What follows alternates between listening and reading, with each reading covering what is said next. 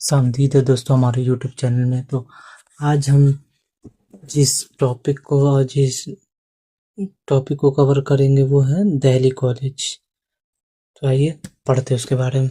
उर्दू ज़बान व अदब की तारीख में ये 3 अदारे बड़ी अहमियत के हामिल हैं। अभी जो हम पढ़ा के 2 टॉपिक ऑलरेडी चला चुके हैं, जिसमें दबिस्तान दिल्ली, दबिस्तान लखनऊ, उसके बाद दिल्ली कॉलेज तीसरा टॉपिक है।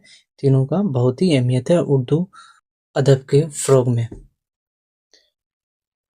जहाँ तक दिल्ली कॉलेज की बात है, ये हिंदुस्तानी तलबा बाकायदा तालीम हासिल करते थे जिसका ज़रिया तालीम उर्दू थी, जबकि हर दर्जा क्लास का मुकम्मल निसाब भी था। नीज़ मशरिकी और मगरबी उलूम के शोबे मसयावी तौर पर कायम थे। यूरोपियन प्रिंसिपल, हिंदुस्तानी उस्ताज़ा और वर्नाकुलर ट्रांसलेशन सोसाइटी ने मिलकर कलील मुद्दत में एक तारीख़ी रकम कर दी। लिहाजा इस इकाई के मकसद में यही बुनियादी बातें शामिल हैं जो जाहिर करने की कोशिश करेंगे, और यही अभी आगे हम वही पढ़ेंगे। कॉलेज का क़याम कैसे हुआ? नवजाती नज़रियात के हामिल यूरोपीय इस्तेमारी ताकतों ने सदियों कबल मशरिकी बेहद के ममालिक पर कब्जा करना शुरू कर दिया था। ये सब कुछ तिजारत की आड़ में इनकी कंपनियों ने किया।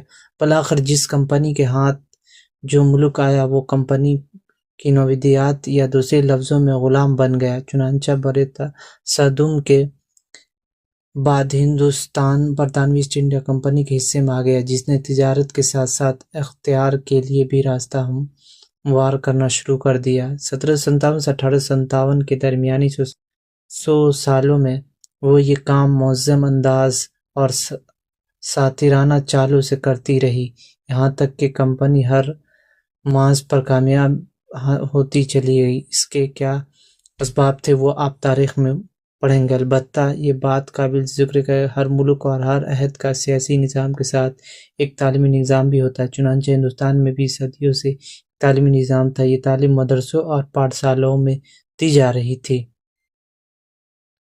जब ईस्ट इंडिया कंपनी ने हिंदुस्तान की सियासत में दखल अंदाजी शुरू कर दी तो तालीमी निज़ाम से वो कैसे गाफिल रह सकती थी।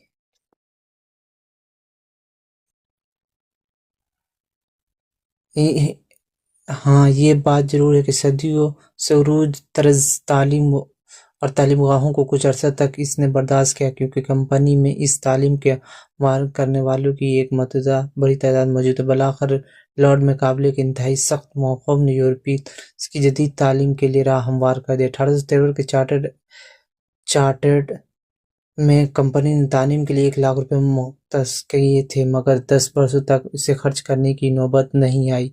आगे चलकर 1823 ईस्वी में 10 अफराद मुस्तकिल एक general committee of public instruction तश्कील देकर उसे ये जिम्मेदारी सौंपी गई कि वो इस रकम को तालीम के मद पर खर्च करे। कंपनी ने सबसे पहले हिंदुस्तान के मदारिस का जायजा लेने की गर्ज से एक सर्कुलर जारी किया। Master J.H.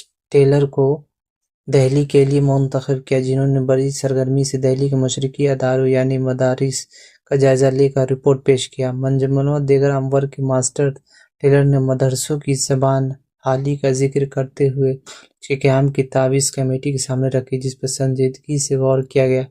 ज़ाहिर है कॉलेज के लिए इमारत का होना ज़रूरी है, जिसकी तालीम के लिए ख़ती रकम की ज़रूरत थी। इस मसले का हल भी तलाश कर लिया गया, यानी मदरसा गाज़ीउद्दीन हैदर की परसुकू इमारत को कमेटी ने हासिल कर लिया और 1825 में इस मदरसा को कॉलेज में तब्दील कर दिया।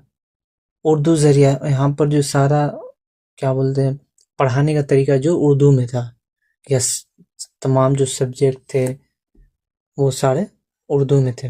1835 में लॉर्ड विलियम बेंटिक की सिफारिशात को अमली जमा पहनाने के बाद पूरे हिंदुस्तान में ज़रिया तालीम के लिए अंग्रेज़ी ज़बान को लाजमी करार दिया गया, मगर दिल्ली कॉलेज की एक ख़ुसूसियत थी कि ज़रिया तालीम उर्दू था, यानी तमाम उलूम जो दाखिल निसाब थे वो उर्दू में पढ़ाए जाते थे। ये एक मुश्किल मगर कामयाब तजुर्बा था, जिसे वर्नाकुलर ट्रांसलेशन सोसाइटी के ज़रिए एहतमाम तर्जुमे के ज़रिए हल कर लिया गया। दिल्ली कॉलेज में उर्दू को ज़रिया तालीम रखने का बड़ा फ़ायदा ये हुआ कि तलबा मेहनत और शौक़ से साइंसी और समाजी उलूम پڑھتے رہے۔ نیز کے طلباء ذہنی بیداری، ملکی اور غیر ملکی حالات سے آگاہی میں اضافہ ہوا۔ یہ حیرت انگیز بات ہے کہ پورے ملک میں جب تعلیم کے لیے انگریزی زبان کو نافذ کر دیا گیا تو دہلی کالج ہی وہ ادارہ تھا جہاں مغربی علوم کی تعلیم اردو زبان میں دی جاتی تھی، جس کی تعریف 1853 کی جنرل کمیٹی تعلیم علما کی رپورٹ میں یوں درج ہے: اردو کے ذریعہ سے دہلی کالج میں جو سائنس کی تعلیم دی جاتی اس کی ماسٹر مواد نے بہت تعریف کی۔ ہنز آنر ایسی تعلیم کی جو اس ذریعہ اسی سال 1853 ناظم تعلیم بنگال نے تبصرہ کرتے ہوئے کہا: ایک مدت سے دہلی کالج کی خصوصیت ایسی چلی آ رہی ہے جو اسے بالائی اور زیریں شعبہ جات کے دوسرے کالجوں سے ممتاز کرتی ہے، اور وہ یہ کہ وہاں دیسی زبان اردو کے ذریعہ تعلیم دی جاتی اور یہ خاص طور پر ریاضیات کی تمام شاخوں اور کم و بیش تاریخ اور اخلاق و فلسفہ کی تعلیم سے تعلق رکھتے تھے۔ اس طریقہ تعلیم پر ماسٹر باترو نے اپنے زمانہ پرنسپلی میں استقلال کے ساتھ عمل درآمد کیا اور ان کے جانشین ڈاکٹر اسپر انگر نے اسی جوش کے ساتھ جاری رکھا۔ اس سے اندازہ ہوتا ہے کہ دہلی کالج تجربہ اور نتیجہ کے اعتبار سے مقبول ادارہ تھا۔ واقع یہ ہے کہ یہاں کے تعلیم یافتہ طلباء کے تقاضے بھی بڑی تعداد میں ہوتے تھے، جو اس بات کا غماز ہے کہ کالج کا معیار بلند تھا۔ یقیناً اسے لائق اور فائق اساتذہ کی خدمت بھی حاصل رہی۔ دہلی کالج کے خطوط ہی چل کر سید کی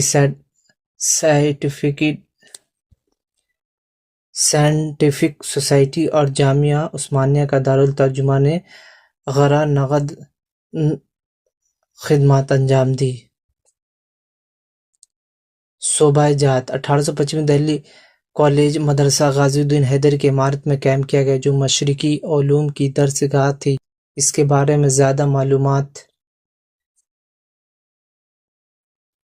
نہیں ہے، البتہ ماسٹر ٹیلر کی رپورٹ کے مطابق 1824 میں 9 طالب علم اور ایک استاد مولوی عبداللہ تھے۔ جب دہلی کالج وجود میں آ گیا تو مشرقی شعبہ کو برقرار رکھتے ہوئے 1828 انگریزی شعبہ کو عمل میں لایا گیا۔ مشرقی شعبہ میں فارسی اور عربی کے درجات تھے، جس میں دونوں زبان کے قواعد صرف نثر و نظم، حدیث، فقہ، ریاضی و تاریخ، منطق و فلسفہ، جغرافیہ، سائنس اور قانون، سیاست وغیرہ کی تعلیم دی جا رہی تھی، جبکہ شعبہ انگریزی میں حدیث، فقہ، منطق، فلسفہ، عربی و فارسی زبان و ادب کو چھوڑ کر تمام مضامین پڑھائے جاتے تھے جو مشرقی شعبہ میں زیر نصاب تھے۔ البتہ اضافی طور پر انگریزی زبان و ادب شامل نصاب تھے۔